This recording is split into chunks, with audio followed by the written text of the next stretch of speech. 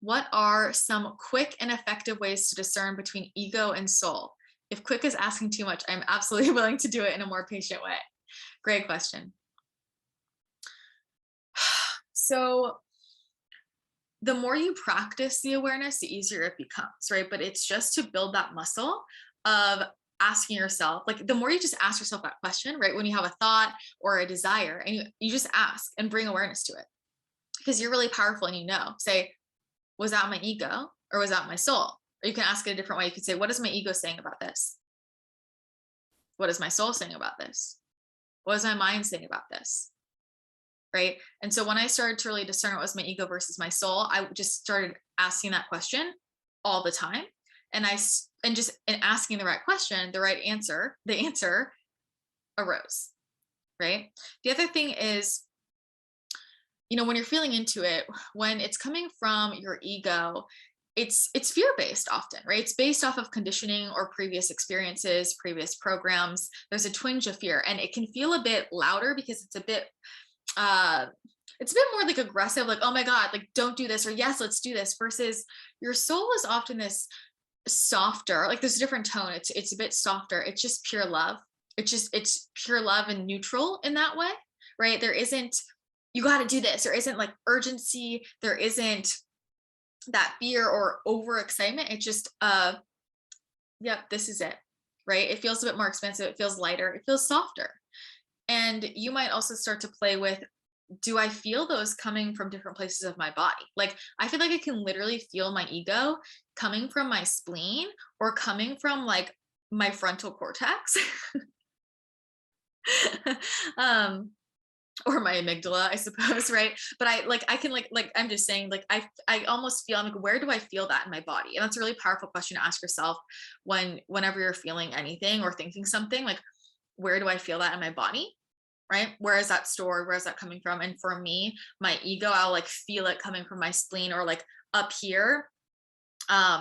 Versus my soul, it is either coming from, like, it's coming from my heart space, it's coming from my womb, it's coming from the top of my crown. It feels lighter, more expansive, right? And you can practice by just like, you can sit down as you're starting to learn this. Now it's like something that I can very quickly discern.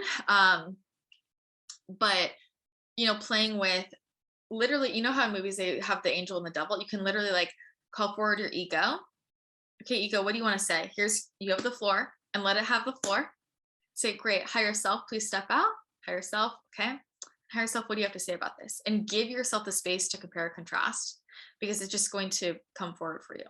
The other question that you probably heard me say, but I have certain questions that I ask myself all the time that really like drive all of my decisions. And the one that's been the most powerful for me is I always ask myself, is this from love or is this from fear? Because my fear is my ego, right? Love is my soul. Is this from a place of abundance or is this from scarcity? I ask those two questions. So love or fear, abundance or scarcity. And that usually makes it very clear to me what's my soul versus what's my ego.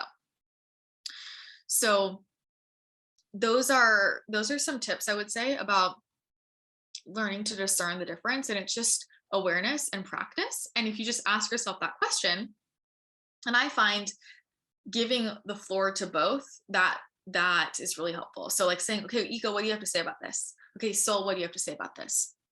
And just seeing the differences that come through. So that practice is what I would suggest, and it gets easier and easier, right? Just bringing awareness to it, and then you start to notice, oh, that was my ego. And it's interesting because somebody might have heard me talking about this on podcasts. It's sort of hard to articulate. I feel like some people, the way they communicate, it's almost like their ego is gone. That's not my experience. It's more of like, I hear my ego and I'm like, that's nice, thank you, but we're not doing that, right? So it's more like it's integrated versus it left. And I feel like that's more realistic.